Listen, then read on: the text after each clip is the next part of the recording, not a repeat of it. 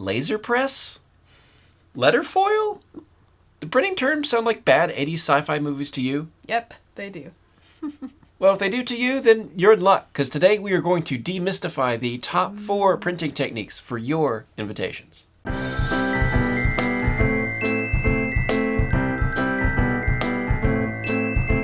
Hi, I'm Melissa. And I'm John, and welcome to Paper Truly. Today we're looking at the top 4 most popular printing techniques for invitations, and we're going to explain them using normal words. Normal words. Normal words. It's going to be amazing.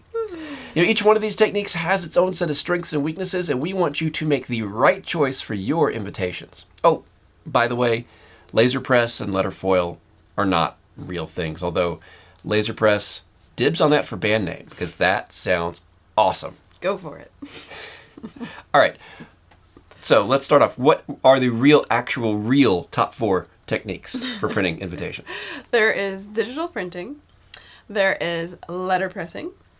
There is foil stamping and laser cutting. Ooh, laser cutting. Lasers. Laser beams. I like that one. Yeah, it's fun. But let's go back and start with digital printing since you named that one first. Yeah. Digital printing is a process where you take a digital image and you transfer it onto the paper using a inkjet or a laser printer. Mm-hmm. And it uses toner or pigment to put the image onto a variety of different types of papers. Okay. So that's the basic process. So what kind of things can you print on? You said a variety of different types of papers. Can you print on really thin or really thick stock? Yeah, it's very, very versatile. There's lots of options. So if you have a textured paper or a smooth paper, it deals with both of those really well. Mm-hmm. If you have a very thin weight, which we call text weight paper, or a really heavy weight, which probably up to about 110 pound cover weight works best. Okay. Typically. Now, as far as the actual print and things that it does, what are some things that it's good for printing? It does really well with multiple colors, Mm-hmm. 2 or more, or 1 color, but 2 or more colors it deals with really well. You get a very smooth, crisp image. Photography is great for on a variety of different types of stocks too. Photography just looks really great with digital printing. Cool. All right, so let's look at an example here. These are both part of the same suite. We've got this nice 4-color print on the map, and there's a lot of small details, and if you were to zoom in really close and look at this, you'd see that they're all printed very crisply. Mm-hmm. Even where you've got 2 colors right next to each other, it looks really nice. And then you've got the cover of this is actually printed digitally in white, which is something you can do. Certain digital presses will let you print in white. White toner, yep. Yep. And then opening up on the inside, here's an example. You talked about photographs. Now, this isn't a 4-color photograph. This is kind of a sepia tone, vintage style photograph. But if you were, again, to look at it, you'd see that it's printed very smoothly. You don't have all the dots that you do in an offset press. And we're not going to talk much about offset printing. It's not really used for wedding invitations because it's best for much bigger production runs in the thousands of pieces. On the pages themselves, again, printed digitally, everything from the background color to the texture to the text here to the stamps and all the other illustrations are all printed digitally. And that's interesting because those are very different things. And this is all done in one run on the digital press. It's also important to note that the quality of the machine, the printer that you're using, makes a big difference too. These are done on a very high-end printer, laser printer. And so like if you had something lower end, like even with a fill like this right here, it wouldn't be as solid. And yeah. Like you'd see like little bits of color in there. Mm-hmm. Not the color you want. Right. And then last thing on this one is the RSVP. And again, the kind of the tone of this is determined by its vintage nature, but you can still see it's a 4-color print and it looks really cool, very smooth, very crisp. So let's talk about everyone's favorite, the one that everyone likes to talk about. Letterpressing. Letterpressing. It's really fun. If you ever have an opportunity to see a letterpress machine in motion, it's super fun. Because usually they're like really, really old machines. And they're just super clunky looking. Mm-hmm. And some of them have like a big wheel on it. Kind of looks like a spinster, like spinning. I don't know. They look really interesting. But they move really smoothly. Mm-hmm. And it's just like so mesmerizing to just stand and waste a whole day watching, it's really watching cool. it go.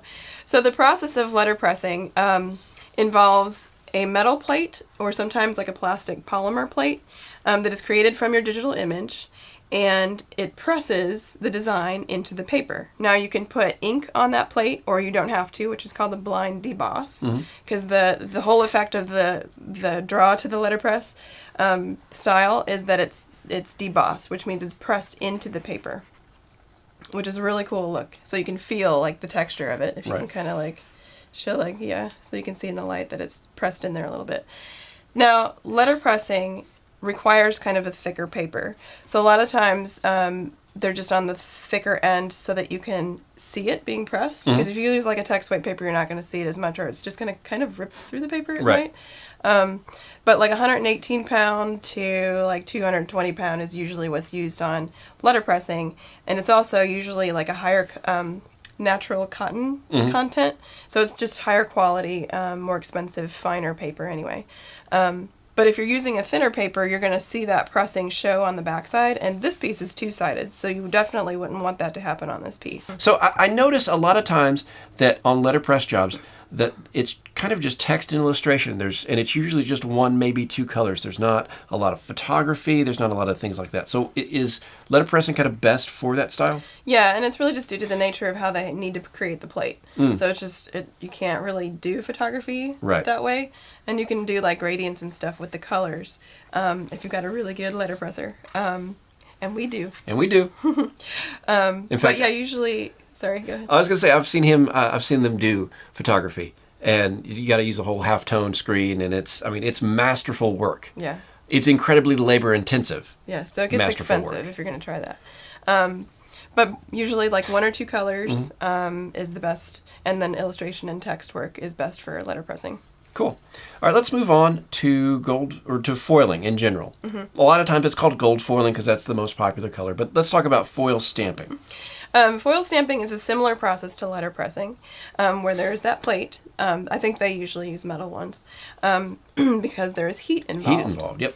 And so you have the paper, a layer of foil, and then the plate that presses heat to adhere the foil to the paper in the design that you've created from your digital file. So it's similar to letterpressing in that manner. Again, you can also get very fine detail. This is not great for photography. But like letter work, illustration work, even really fine details. And again, letterpressing can do this too, but like really fine details, you can see like the little lines between the O there or the comma. Like those are still captured really well with this process. Right, and like you said, not good for photography. Right. And really not good for more than one color, although there are some, you can have multiple plates made and have different colored foils on your piece. Yeah, there are a variety of foil colors. Yeah, but they even have like gradient foils or rainbow foils. And some really cool stuff you can do with foil if that's what you want to get. But again, you'd have to have a different plate for each thing that's a different color. Correct. And it does give a nice element of class even to something that's very simple text and just one little illustration. So, cool. Okay. So foil stamping, very similar in concept to letterpressing, and again, a very analog and classic technique. But that's part of what makes it so cool. It's part of its charm, absolutely. It's really fun to watch, too. So let's go all the way from classic techniques to things that involve lasers. Laser beams! Let's talk about laser cutting. Laser cutting is really cool. So it's literally using a beam of light to cut paper. Pew, pew, pew. Yes. To cut paper, but not necessarily. You don't actually have to cut all the way through it. Also, it can do wood, it can do acrylic, and it can even do metal, though we haven't tried that yet. We've just used paper and wood. If you want to do metal invitations, call us. That would be incredible. Acrylic would be cool, too. Yeah. So this one is an example of engraving, which is using the laser to cut a layer of the paper away from the sheet without cutting all the way through it. So obviously, like on this example, it cuts all the way through that one there. So you can get really, really fine detail with the shape of the paper, because like here we're not using printing at all. Right. It's actually just manipulating the paper by cutting it. So you can get very fine detailing even, with the engraving or with the shape of the paper itself by using, this method of cutting the paper. Hey, thanks for watching. Click that subscribe button to get our videos in your feed every 2 weeks. You can leave us a question or a comment below. We love helping folks create their perfect invitations, whatever method they'd like to use. You can find us on social media at PaperTruly, on Instagram, Facebook, Twitter, and Pinterest, and you can find our shop at papertruly.com.